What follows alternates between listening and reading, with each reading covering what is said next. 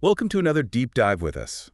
This time, we're going way back to the early days of psychoanalysis. Really, the beginnings. We'll be looking at Carl Jung's theory of psychoanalysis. Published in 1915. Yeah, I mean, talk about a deep dive.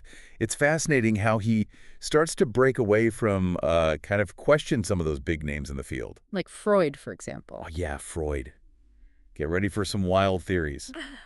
From trauma and shock theory to even the Oedipus complex. And the surprising connections to mythology, it's a lot. He really is. Luckily, we have our expert here to make sense of all this. Well, I'll certainly try. These early pioneers were really grappling with trying to make sense of the human mind. Yeah. And some of their ideas are still with us today. Absolutely. So let's start with what was kind of the dominant theory at the time, the shock theory. Okay. Basically, this was the idea that traumatic events, these big shocks, they were the main cause of neuroses. Like hysteria. Especially hysteria. Uh-huh. Makes sense on the surface, right? I mean, yeah, it's kind of intuitive. Like, if you have a traumatic experience, it could lead to psychological problems. Think of it like this. Back then, Jean-Martin Charcot, he was a French neurologist. A big influence on Freud, right? Oh, yeah, huge influence on Freud. And he believed that hysteria could be triggered by trauma. Like a hypnotic suggestion. Yeah, exactly. Jung actually illustrates this with a case study. Oh, yeah, the young woman who developed hysteria after a carriage incident. It seems so minor, though, right? It did at first, but then, Jung dug a little deeper, uncovered a childhood trauma. A near-death experience. With a runaway carriage. I mean, imagine, you're 7 years old. Wow. The carriage plunges into a river. The coachman's like, jump, jump. She barely escapes as the horses and carriage just tumble into the water. That's terrifying. Yeah, no wonder later carriage incidents triggered such extreme reactions in her. It's like her unconscious was reliving that trauma. It makes you think about how much we carry with us. Sometimes without even knowing it. But what I thought was interesting was that Jung pointed out that not everyone who goes through a shock develops a neurosis. Right.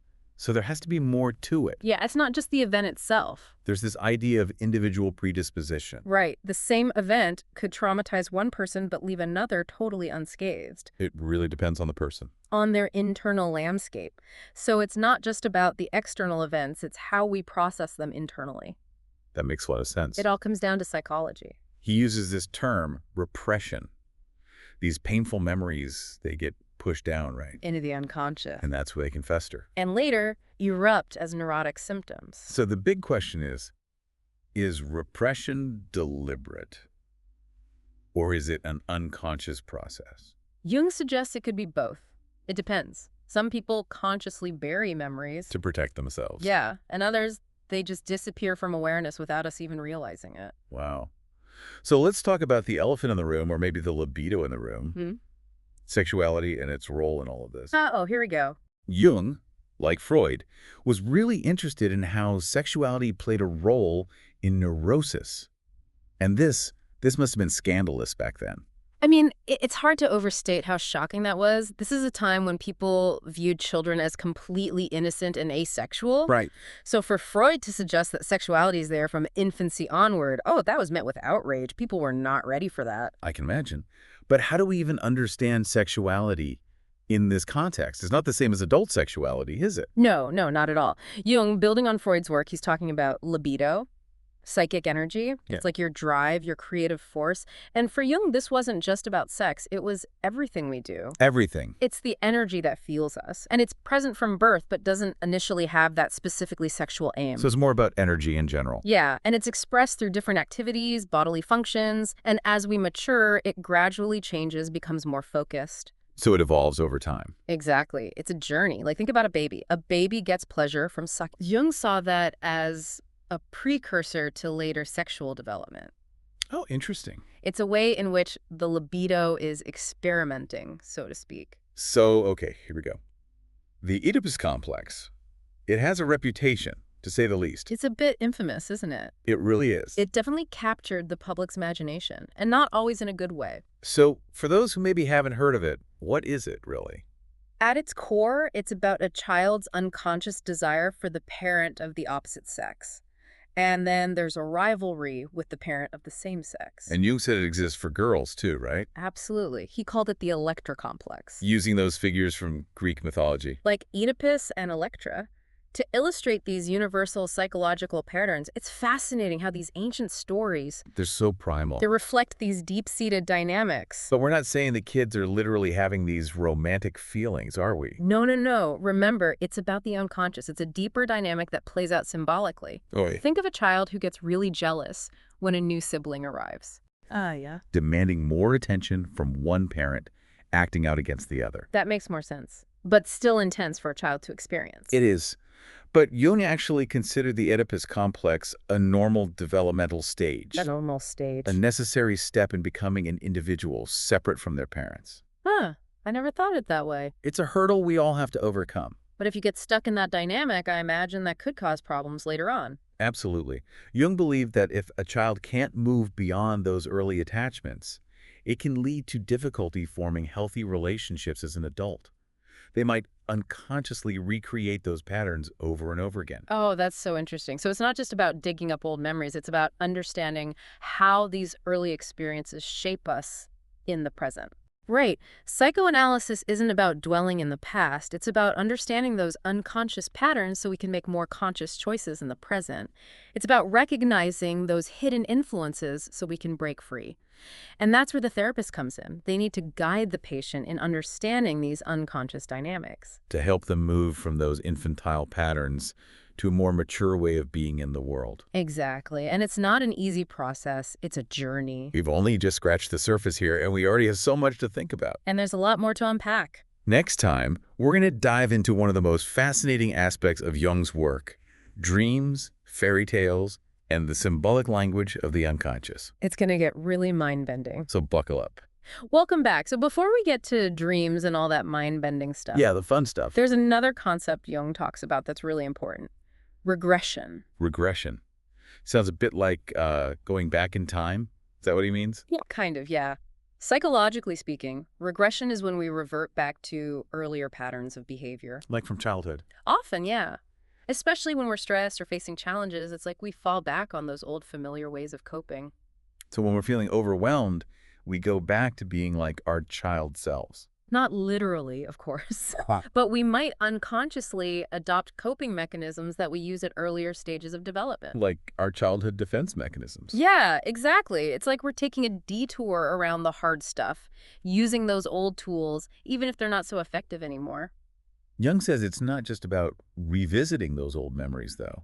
He also saw it as a way of avoiding present-day responsibilities. Yeah, that's a key insight. He's saying that sometimes we regress to avoid dealing with the challenges of adult life. Makes sense. But is it always a bad thing? Not necessarily. Jung believed that sometimes regression could be a necessary step in the healing process. Really? It can be a way of accessing those unresolved issues from the past and working through them. So it's like taking a step back to move forward. Exactly. A skilled therapist would help the patient understand the regression not as a weakness, but as an opportunity. For growth and change. Right. So speaking of therapy, this brings us to another key concept. Transference. Have you heard of that? Oh, yeah. But I still find it a bit confusing. Okay, imagine this. You're seeing a therapist, and you start to see them as a father figure. You transfer those feelings onto them. That's transference. That's it, in action. It's an unconscious process where the patient projects their feelings and expectations, often those related to their parents, onto the therapist. So the therapist becomes a stand-in for someone else. Exactly, and it creates a very powerful dynamic in therapy. It's something that therapists need to be very aware of. So how do they manage that? Do they just go along with it? No, not at all. It's about recognizing and analyzing that transference. Okay. Understanding what those projected feelings are revealing about the patient's unconscious patterns. So it's not about pretending to be the patient's parent or anything like that. No, it's about using that transference as a tool for understanding and to help the patient break free from those old patterns. Wow, that's really insightful. But there are also potential downsides to transference, right? Yeah, absolutely. Without careful boundaries, it can lead to dependence on the therapist. Which wouldn't be healthy. Not in the long run. So psychoanalysis is powerful, but it needs to be handled with care. It's not just about uncovering secrets or reliving the past. It's about helping people understand themselves.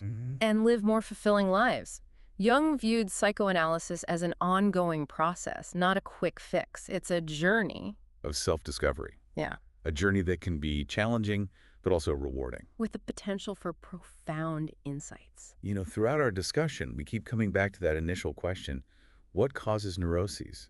And it doesn't seem like there's a simple answer. No, not at all. Jung saw it as a complex interplay of factors, early childhood experiences, Our unconscious pattern. our relationship with our own libido. And even our ability to adapt to life's challenges.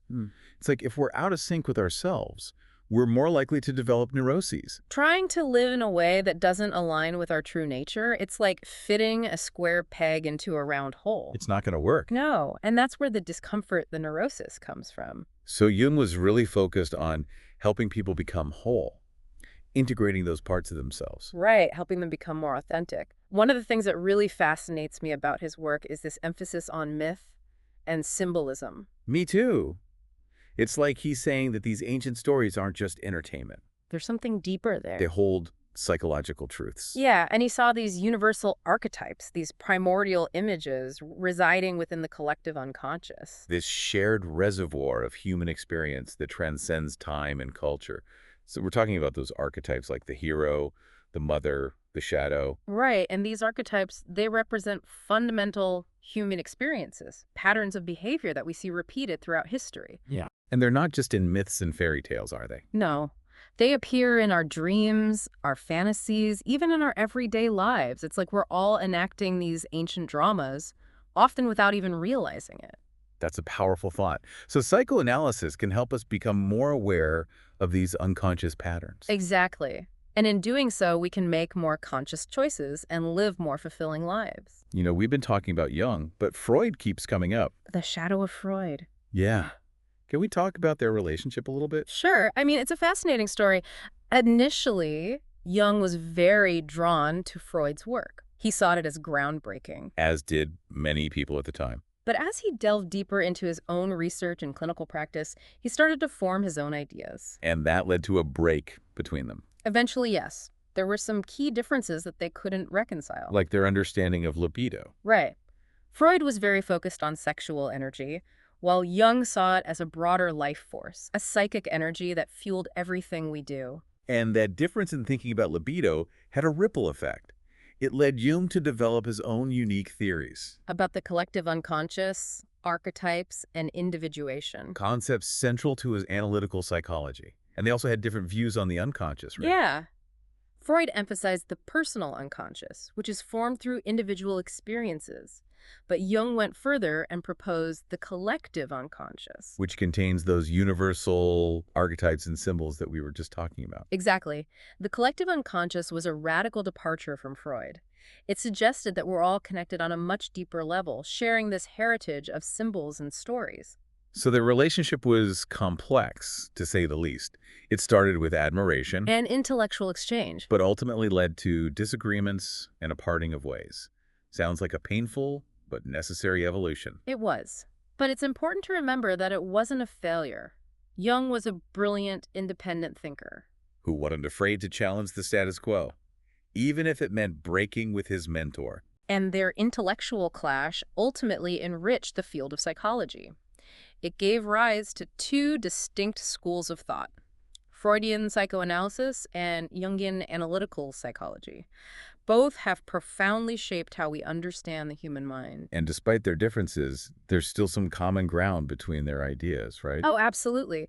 They both emphasize the importance of the unconscious early childhood experiences and the transformative potential of therapy. It's like they were exploring different facets of the same jewel, the human psyche. By studying both, we gain a richer understanding of this endlessly fascinating realm.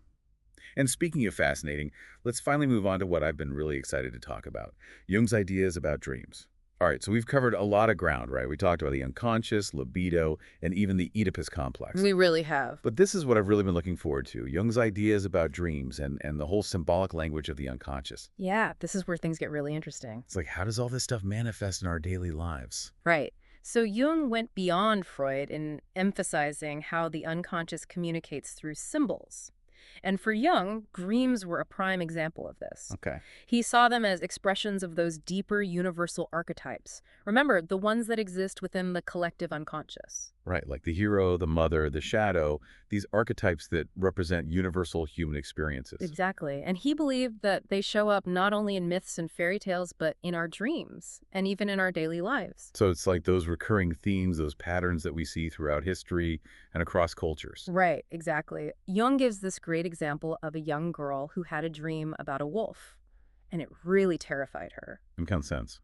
Wolves are scary. Yeah, but through her associations, Jung was able to connect the wolf to the birth of her younger brother. He saw it as representing her anxieties about sexuality and her feelings towards her father. Wow, so like the dream was a way for her to process those feelings. Exactly.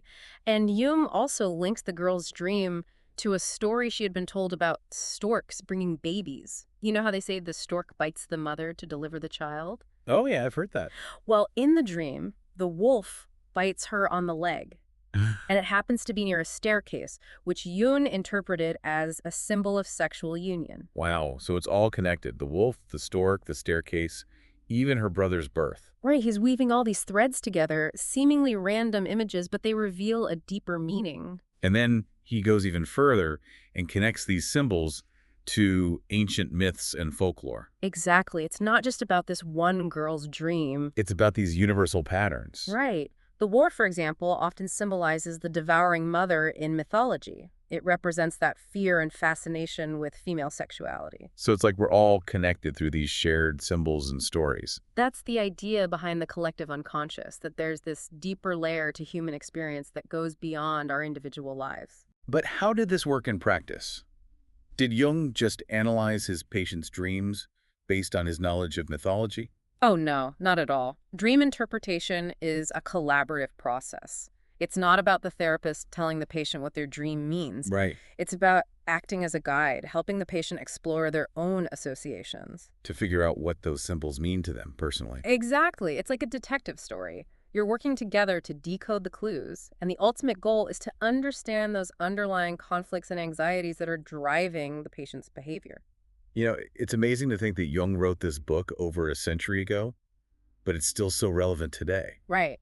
It's timeless in a way. We still struggle with the impact of our early experiences, the power of the unconscious, and our dreams still speak to us in symbols. And remember, Jung wasn't just a theorist. He was a clinician who worked with patients. He really believed that psychoanalysis had the power to heal individuals. And even transform society. Exactly. He saw a strong connection between individual psychological health and societal well-being. So like if we become more aware of our own unconscious patterns, our shadow sides, we would be better equipped to deal with the challenges facing society. That was his hope. He believed that by confronting our inner demons and integrating those shadow aspects of ourselves, we could become more whole, more compassionate, and that would lead to a more just and harmonious society. You know, it makes me think of that Carl Sagan quote, "We are made of star stuff, but maybe we're also made of myth stuff." These ancient stories, these symbols, they're a part of who we are. That's a beautiful way to put it. It speaks to that interconnectedness that Jung was so fascinated by. We're not isolated individuals. We're part of a larger web of life, a collective unconscious that links us to all of humanity. Wow, this has been a really thought-provoking deep dive. Jung's work challenges us to look inward, to understand the language of dreams and stories. It makes you want to keep exploring. It really does. And remember, his journey didn't end with this book. He went on to explore so many other fascinating areas. Religion, creativity, the whole process of individuation becoming a whole integrated self. I definitely have some more reading to do. But for now, I think it's time to let all these ideas sink in, to reflect on what they mean for us as individuals and as a society. That's a great approach. Jung's work is best digested slowly, letting those insights resonate, make connections. It's not about quick fixes. It's about embarking on a journey of self-discovery. And that journey can lead to profound transformation, a deeper understanding of ourselves and the world around us. Well, that's a great note to end on. So as we wrap up this deep dive, we want to leave you with one final thought. If, as Jung suggested, the unconscious is always speaking to us, what might your inner world be trying to tell you? What hidden treasures might you uncover if you're willing to dive deeper? Thanks for joining us on this deep dive. Be sure to check out the show notes for further reading and resources on Jungian psychology.